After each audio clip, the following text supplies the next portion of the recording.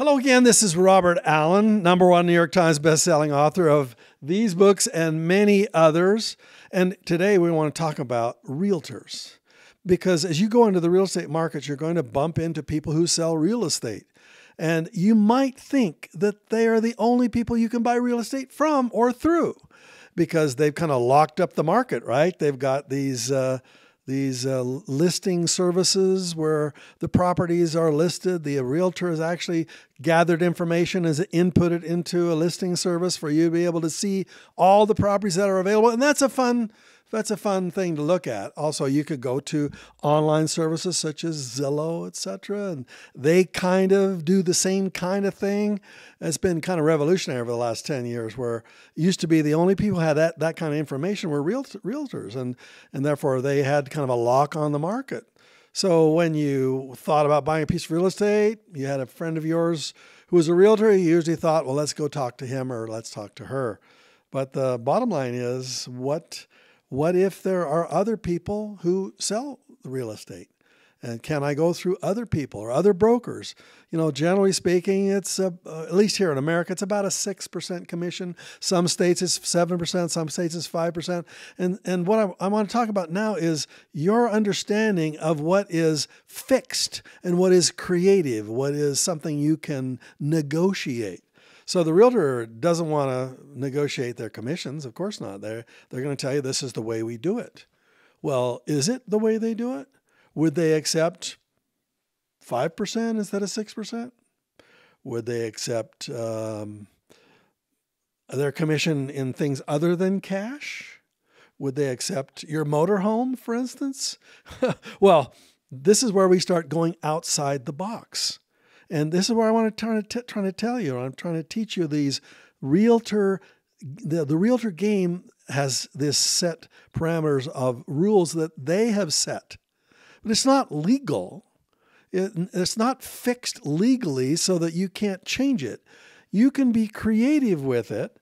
But first, of course, get some experience dealing with the realtors and understanding how their game works, but realize that being creative means that there are other possibilities, other options that you can offer that realtor.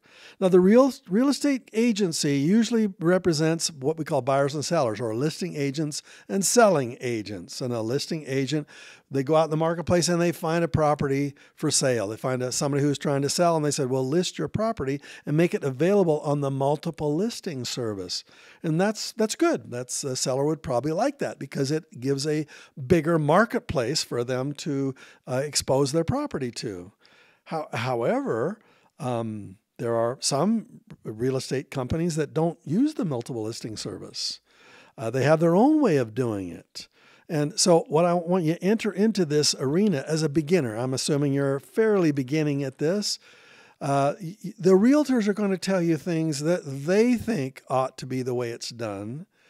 But I'm trying to tell you that it is not set in stone. There is not this, there is outside the box. And that's what I'm trying to teach you, how to be creative outside the box. So most real estate agents, they want to do it their way. They are generally representing the seller. And the seller has listed their property with the listing service, the multiple listing service. And therefore, all the realtors it kind of looks like they are representing the seller. However, you're the one who pays the commission. And therefore, that's why it's always been kind of a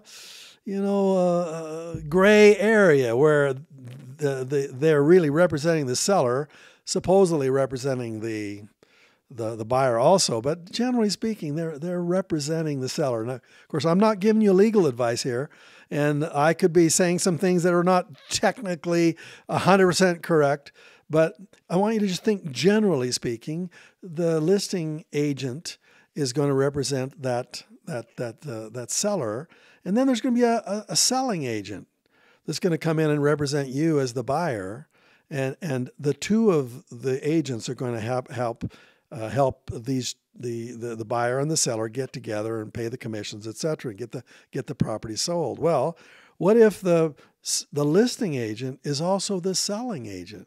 And that happens. As a matter of fact, that's something you want. You want the listing agent and the selling agent to be the same people, the same person. Why? Remember that we're going into the world of the realtor world, and they're going to have certain rules. And the first rule is there are listing agents and selling agents so that they split the commission. So if it's a 6% commission, the listing agent will get 3% of the commission. And the selling agent will get 3% of the commission, supposedly representing you. And the listing agent represents the seller. But pretty much, if I would say, things kind of lean towards taking care of the seller. However, if I have two competing parties, one's representing me, that's the selling agent, one's representing the seller, that's the listing agent. If I have these two parties, they both earn half of that 6% commission. But what if the listing agent and the selling agent were the same person? What does that mean to you? It means that the listing agent has already agreed to give away 3% commission to the selling agent, whoever that person happens to be in their city. And so in their mind, they're happy with 3%. Now, if you come along and deal exclusively with the listing agent, and it's not always easy to do that, by the way.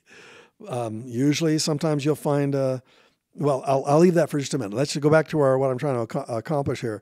If the listing agent has agreed to give away the 3%, then if they act as both parties, then they get 100% of the commission. What does that mean to you?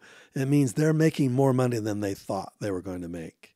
And they might be a little more creative with the other half of the commission that they had already given away. Because they have already decided they don't need the selling commission. They've listed it so that anybody in the world can sell it, and they've agreed to give away half the commission to them. But if they're the person who's listing it and selling it, they might be willing to take a 5% commission. Wow, what? Could you negotiate that? Well, most beginners don't even know this. They just assume that this is the way it is, that the rules that the realtor set up are the rules that are legally set up that cannot be bent. And what I'm trying to tell you, as a creative real estate investor, you're going to try to find creativity everywhere you look in the game. And we're not going to go into details in the 50-0 down techniques today. But as we get into those techniques in this series of trainings I'm going to be sharing with you, there are ways in which the seller can provide some flexibility in your down payment. What if you were 1% short in the money you had for a down payment? Now, you might be able to go to the seller and say, since you're getting both commissions, would you be willing to accept 5% instead of 6%? Because that extra 1%, if it's a $1 million property, 1% is $10,000. If it's a $500,000 property, that's $5,000, that 1%. What if you're $5,000 short in your down payment? Maybe you could go to the realtor and say to the realtor, you're going to get more commission than you thought you were going to get. Would you accept 5%? Would you accept 4%? Now, what if the realtor says no? They won't accept 4%. They'll say, nope, in our office, this is the way we do it. My broker requires that we have a full 6% commission that comes into us no matter what. What do you say to that? You say, then I'm going to go find a seller's broker. I'm going to go find somebody else who will represent me. Thank you very much. So right at the very, very beginning, when you're establishing a relationship with a realtor, sometimes it's nice in advance, before you go any further, to say, I'm looking for a creative real estate broker or real estate agent. And I realize that your agency has a broker and there are sub-agents that split the commission with the broker. And I get that. So I want you to know that if it comes down to being really creative at the final, and if I need to have some extra little help from the realtor to help with maybe my down payment, I might ask you to do that. And this is really maybe kind of scary for you to ask up front, because you're basically asking the realtor, I need you to be a little flexible here, because if I deal with you as the listing and the selling agent, there's more money there for you. So when you go out and look for real estate, you're going to look for the listing agents, and you're going to ask to talk to the listing agent first. You're going to search out who that person is. Now, a lot of selling agents will be advertising in the newspaper, and every one of them is going to want to say, I'd like to be your agent. I'd like to be the agent that represents you in all your transactions. And at first, you don't want to do that, because you want to deal exclusively with the listing agent, who can therefore become the selling agent. Therefore, they have some extra room in their commission. However, eventually, you're going to deal with a buying agent, somebody who is your exclusive agent, who knows what you're looking for and is looking specifically for the parameters that you've set for him or her, who is your champion, who calls you in the middle of the night if a real good deal comes up, who is your bird dog, who is finding these deals for you. And until you find that person where you'll be willing to pay them the full 3% commission that they receive, and a full 3% commission to the listing agent that they would receive, until you find that real bird dog that you're looking for, then be a little more flexible yourself, and try to narrow your looking through a listing agent who becomes the selling agent. I hope I made that clear for you. What I'm trying to set up for you is you're going to try to allow the real estate community to help you become a real estate investor. So, as you're looking for the right realtor, sometimes the listing agent, who you hope will be your selling agent, sometimes they're not creative at all. They're just house sellers. You know, they represent the buyers and the sellers. They're residential. They're really not very creative. The creativity they have is, you have good credit, go to a bank, borrow money, put your down payment down, pay my client all cash. That's the only technique they use. And therefore, this box of the financial industry, the banking industry, they have their rules too. And there's this box they want you to play in. But I want to tell you, there are lots of banks. And sometimes the other banks have wider boxes, give you a little more flexibility. Now, when it comes to the realtors, the same thing. I'm looking for a realtor who can give me a little wider box, a little more creativity. And if I talk to the listing agent, and the listing agent doesn't want to be flexible, even though they would be making 100% more than they thought they would make, if they're not willing to share some of that with you, or lower the commission, they can't share their commission with you, but they can lower their commission. If they won't do that with you, then you go, well, then I'm just going to go find a selling agent. And I'll talk to them and see if a selling agent might be willing to take 2% instead of 3%. What? Remember, the agents, they don't like that. You know, I've been an agent myself, and I've had a commission-dectomy, as they call it, where at the last, right at the closing, you're sitting at the closing, and the buyer looks at you and realizing that there's a commission on the table and says to you, will you kick in a little of your commission to kind of make this deal come together? That's called a commission-dectomy. And the reason that's a negative term is because realtors don't like that. And no wonder they don't like that, because they've already spent the commission by the time they got to the closing. They've already figured out what bills they're going to pay with it, and you come up and say, I want to cut your commission at the very end. That's unethical. That's why at the very beginning, it's not unethical. It's ethical for you to say to the realtor, I'm a creative investor, you know. Would you consider a smaller commission if it turned out to be that was necessary to make this happen? Would that be a possibility? You just broach it with them right up front. And like I said, it's easier to broach that if it's a listing agent acting as also your buying agent. Therefore, there's a bigger commission. As you notice, I'm repeating myself a bunch of times here because I want to make sure you really get this clear. So if the listing agent is not willing to be flexible, you go find a selling agent. How many of them are there in your city? How about 10,000 other selling agents? There's only one listing agent on one property, but there's 10,000 buying agents.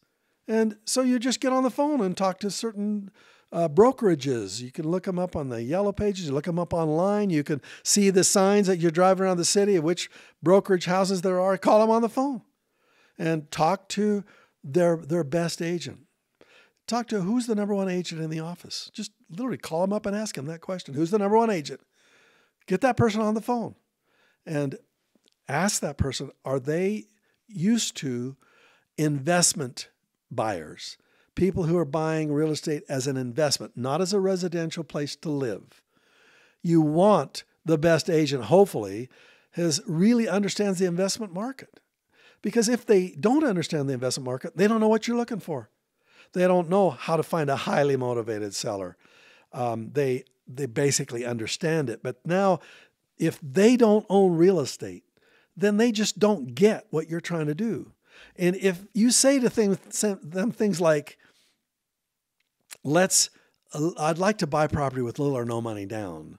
If you were to say that to a residential agent who really is not very creative, they'd just be ticked off for them to realize that you're going to come in with little or no money down, because they're going to assume that little or no money down means no money to the seller, which means no money to the realtor. And so they're automatically going to tell you, you can't do that. And what I'm trying to tell you is, I can prove it 10,000 times or more. Yes, you can do that. You can buy with little or no money down, sometimes even using the realtor's commission as part of the down payment. See what we're thinking out of the box here. So I go to a seller's agent and I ask them, I'm looking for an investment type agent. Because if they're good, I want to use them completely. I want you to be my full-time real estate agent who looks for realtor deals for me full-time. I may have a couple of other buyer agents like you can say this. But eventually, if you're really good, I'll funnel everything I do through you. If you really represent me, and when we negotiate, I want the best deals I can get. And from time to time, I may need, instead of paying you a 3% commission, I may need to pay you a 2% commission or 2.5% commission, just under certain circumstances. I don't want to do that every time, but from time to time, it might be necessary. Are you open to that? Now, if they're an agent in an office with a broker above them, they're going to have to split their commission with a broker. Therefore, if the commission is less, that means the broker is probably going to have to accept less too.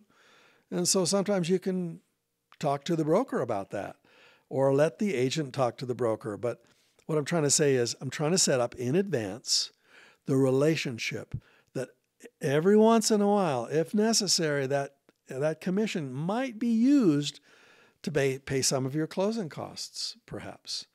And maybe some of the closing costs on the loan, things of that nature. Okay, now, realtor. I've kind of opened up a big maybe can of worms for you, because you're saying, well, how do I, as a beginning investor, start to find some realtors that can help me? I've already told you. You're going to go to the listing agent first. Then you're going to go to other agencies in the city, and you're going to find the best agent in the marketplace in that company. And you're going to ask if they are an investment agent, and you're going to bounce off them the possibility of a little lower commission, if necessary, from time to time. And you're going to make the promise and follow through on it. If they're really good and start bringing you good deals, you go through them exclusively. They're your bird dog. I use the word bird dog affectionately. They're going to be looking for deals and bringing you the deals for you to buy. Okay, so that gives you kind of an overview of the real estate marketplace. Now, all of this requires a certain, a system of how you find, fund, and farm real estate deals. And as I shared with you this strategy a few times ago, there are 3 fundamental skills that you need in order to succeed. And over here, under system skills, we've been talking about how you find real estate. And how do you find real estate? That's one of the skills: finding, funding, and farming. Finding is using real estate agents. So I just taught you a system of how to think about setting up a process for somebody looking for real estate deals for you. And there are 9 ways of finding highly motivated sellers. Real estate agents are one way. And the system about how you find them, I just shared with you. Now, you're going to have a mindset, and you're going to have people knowledge to make that happen. I'm not going to go into in detail here today about how do you think yourself as a beginner, probably a little nervous, probably really not understanding the game, and then stepping into the office of somebody who really does understand the game, has played it for maybe decades, and you as the newbie, the beginner, walk into their office, and you're going to be throwing around terms that you don't really understand very well yet. And so I'm going to have you watch this again, and then go practice it. There's 1,000 properties in your city that are listed that have a listing agent. Go talk to one. Practice it. Try it. Talk to them and say, I'd like to buy this property through you. I know that if I buy through you, then you get the selling commission. Would you be a little flexible when it comes to the total commission? Would you do it for 5 instead of 6? Yeah, these are the exact words that you could say. Would you be willing to take 5 instead of 6? These words, you're going to practice until you say them in the way that makes you feel comfortable. But realize they're probably not going to like it. They're probably going to say, no, that's just not the way we do it well, then go to another listing agent. Just find another property. Talk to them and offer them the same opportunity. If they don't like it, go to another listing agent. And if you find a property you really, really like, since you set it up in advance, that you haven't yet chosen them to be your listing agent and their selling agent, you haven't chosen them yet. You're just seeing whether they would be, a possibility for you. If they are not flexible, then you can go to another selling agent and talk to them about being more flexible. That's the system. Now, I teach this system in a book I want to give you, and it's called The Challenge. It's a challenge book where I went to an unemployment line with beginners, just like you. And I spent 2 days' time teaching them the secrets of wealth. And in 90 days, they were back on their feet as unemployed people. They had no job, no cash, no credit, no nothing. And no knowledge, by the way. They were total rank beginners. And I taught them for 2 days the systems that I'm teaching you. And then I sent them into the real world to practice their way into skill. And at first, you're going to look like a fool. Can we be blunt here? Every beginner looks like a fool. If you start to play tennis for the first time in your life, and you try to play against anybody who's played a little bit, you're going to look like a fool. And until you learn how to hold the grip just right, if you learn how to do the serve, to run up to the net, to return a volley, for maybe months, you're going to look like a fool. And if you're not willing to play the game of practicing your way to skill, then you will be poor. And unfortunately, that's not what you want. So I'm going to challenge you to go practice what I just taught you. Go practice it today. Go find a listing agent. Go right today. Go talk to them, and realizing there's no loss here. You might look like a fool to that agent, meaning they're just not used to having that question asked to them before.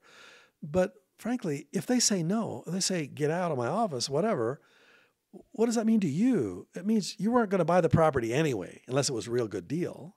So more than likely, there's no skin off your teeth, as they say. It doesn't bother you at all. You're just practicing. You're just window shopping, right? So this book, The Challenge, How to Go from Broke to Bank in 90 Days or Less, shares you the entire system. How you find the deals, how you fund the deals, how you actually farm, make money from the deals. And it's taught as I am teaching you right now. I taught these unemployed people in St. Louis, Missouri, the Show Me State, and I showed them exactly how to do it. And therefore, the book you're going to read is actually the fictionalized book of me actually teaching them as if I'm teaching you. So when you read it, you just hear my voice, and you read it as if Robert is teaching you. And the book is powerful. It's, I think, the best book I ever wrote. It didn't sell as well as my other books did. The title wasn't as sexy, frankly. Nothing Down, that's a pretty sexy title. Creating Wealth, that's a pretty sexy title. The 1 Minute Millionaire, that's a pretty sexy title. This is called The Challenge. And however, of all the books I've written, I believe this one is my best, without by far. And I want to give it to you. And in addition to that, I want to give you also a mindset book. It's called Think and Grow Rich, the ebook and the audio book available to you to go along with the challenge book. And all you need to do is to click on this link right here. Don't miss it. Click on it. Let me send it to you. And when you read both of these books and then come back onto this series of calls that we're doing, when you come back here, you'll be much more, a lot of your stupid questions will be answered. And there's no such thing as a stupid question if it's holding you back. That's stupidity if it holds you back. You got to ask these stupid questions or get them answered with a book, with these books I'm going to share with you. The Think and Grow Rich book will teach you how to think, so you're not afraid to talk to people. And the challenge book will teach you the systems of what to do and what to say. This is a fantastic offer for you. Don't miss this. You'll kick yourself if you go into the world without this kind of knowledge. Even if you've read other books, this one is done in such a way that you're going to get it. The other books are usually very left brain. The challenge book is very right brain. It means it puts you into the story so you actually can see the way they're doing it as if it's happening right in front of your eyes. So the challenge book and Think and Grow Rich audios, they're yours. Click on this link now, and we'll see you on the next series. Bye-bye.